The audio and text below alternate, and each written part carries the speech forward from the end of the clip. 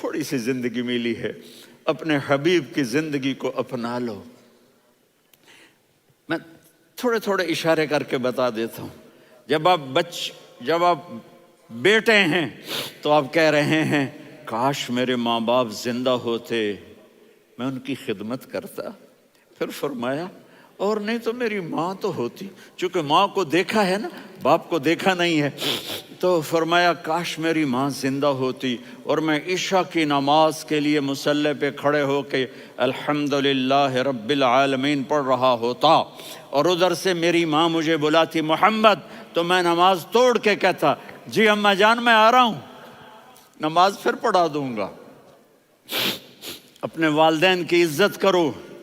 یہاں کا بڑھاپا بڑا خوفناک ہے کہ اولادیں چھوڑ جاتی ہیں اور ماں باپ ٹوائلٹ جانے سے بھی عاجز ہوتے ہیں۔ اپنی ماں کی دعا لو، اپنے باپ کی دعا لو۔ میرے نبی نے فرمایا ہاں عمر میرے بعد ایک آدمی آئے گا، اس کا نام ہوگا اویس، اور وہ کرن کی شاخ سے ہوگا۔ ہو گیا ٹائم؟ اچھا۔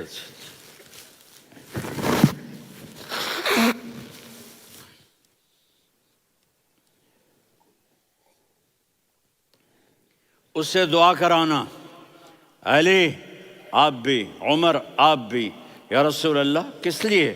کہ اس نے ماں کی ایسی خدمت کی ہے کہ جب ہاتھ اٹھاتا ہے اللہ اس کے ہاتھ خالی نہیں لوٹاتا۔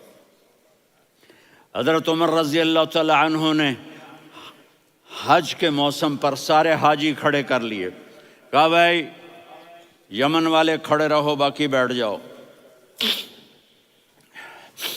تو بیٹھ گئے۔ پھر فرمایا کہ یمن والے بیٹھ جاؤ، قرن والے کھڑے رہ جاؤ، تو ایک آدمی کھڑا رہا۔ کہا تم قرنی ہو؟ کہا جی ہاں۔ اویس کو جانتے ہو؟ جی میرے بھائی کا بیٹا ہے لیکن تھوڑا پاگل سا ہے، آپ کیوں پوچھ رہے ہیں؟ حضرت عمر نے فرمایا وہ نہیں تو پاگل ہے۔ کدھر ہے؟ کہا جی اونٹ چرانے گیا ہے ادھر عرفات کی طرف، تو آپ نے حضرت علی کو ساتھ لیا اور دوڑ لگائی سواری پر۔ دیکھا تو اویس کرنی ایک کیکر کے نیچے نماز پڑھ رہے تھے اور اونٹ چر رہے تھے۔ تو جب انہوں نے دیکھا کہ دو آدمی آ کے بیٹھ گئے تو انہوں نے نماز شارٹ کٹ کر دی۔ تو حضرت عمر نے پوچھا کون ہو بھائی؟ کہا جی میں مزدور ہوں۔ کہا تیرا نام کیا ہے؟ کہا جی اللہ کا بندہ۔ کہا رے بھائی تیری ماں نے تیرا نام کیا رکھا ہے؟ اس نے تو نہ حضرت عمر کو دیکھا تھا نہ علی کو۔ وہ کہنے لگا بھائی تم کون لوگ ہو میرا انٹرویو کرنے والے؟ یہ تو میں اپنی زبان میں کہہ رہا ہوں۔ تو حضرت علی بولے کہ بھائی یہ ہیں امیر المومنین عمر بن خطاب اور میں ہوں علی بن ابی طالب۔ تو وہ ایسے کانپنے لگے، میں معافی چاہتا ہوں، میں پہلی دفعہ آیا ہوں، میں نے آپ کو دیکھا نہیں، فرمائیے آپ۔ حضرت عمر نے کہا ہاتھ اٹھا ہمارے لیے دعا کر، تو وہ رونے لگی۔ آپ نبی کے صحابی، میں عاجز مسکین میں دعا کروں؟ میری اوقات ہے میں دعا کروں؟ کہاں ہمیں ہمارے نبی نے فرمایا تھا اویس آئے تو دعا کروانی ہے۔ عمر اور علی جیسی ہستیوں کو دعا کے لیے کہا جا رہا ہے۔ پیچھے تہجد ہے؟ نہیں۔ جہاد ہے؟ نہیں۔ علم ہے؟ نہیں۔ نماز ہے؟ نہیں۔ روزہ ہے؟ نہیں۔ زکوٰۃ ہے؟ نہیں۔ خیرات ہے؟ نہیں۔ کیا ہے؟ ماں کی خدمت، ماں کی خدمت، ماں کی خدمت۔ میرے نبی نے فرمایا لوگ جنت میں چلیں گے، اویس چلے گا، جب گیٹ پر پہنچے گا تو اللہ کہیں گے اویس کو پیچھے ہٹا دو، باقی اندر چلے جاؤ۔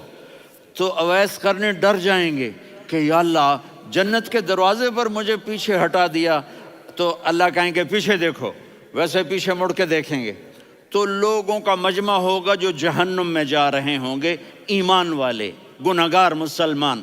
تو میرا اللہ کہے گا اویس اپنی انگلی کو پھیرتا جا، جس پر تیری انگلی پڑے گی تیری تو فعل سب کو جنت میں ڈال دوں گا۔ یہ ماں ہے، صرف ڈالر ہی سب کچھ نہیں ہے، یہ ماں ہے۔ میرے نبی نے فرمایا اب تیرا باپ تیری جنت کا سب سے بڑا دروازہ ہے، اگر تو نے باپ کو ناراض کر کے موت پائی تو تیرے لیے جنت کا دروازہ کھل نہ سکے گا۔ یہ باپ کا مقام ہے۔